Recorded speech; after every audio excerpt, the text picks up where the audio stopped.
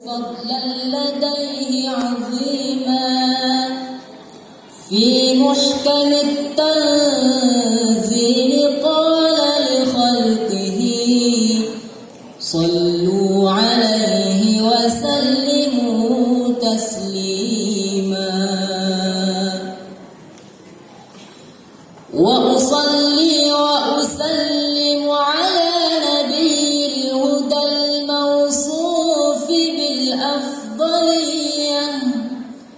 سيدنا محمد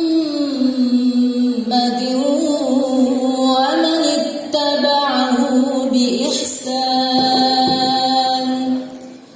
واقتدى بشريعته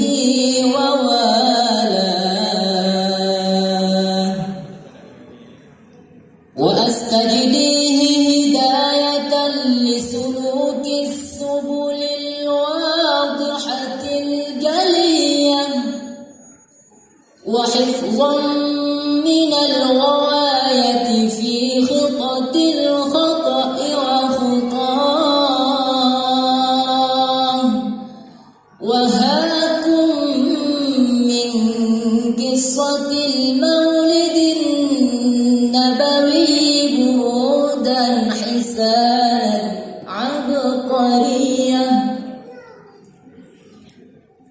ناظما من الوصف الشريف عقدا تتحلى المسامع بحلاه.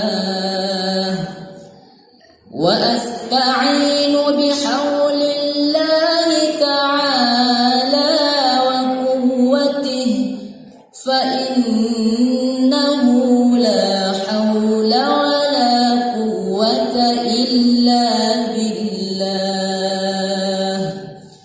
عطر اللهم قبره الكريم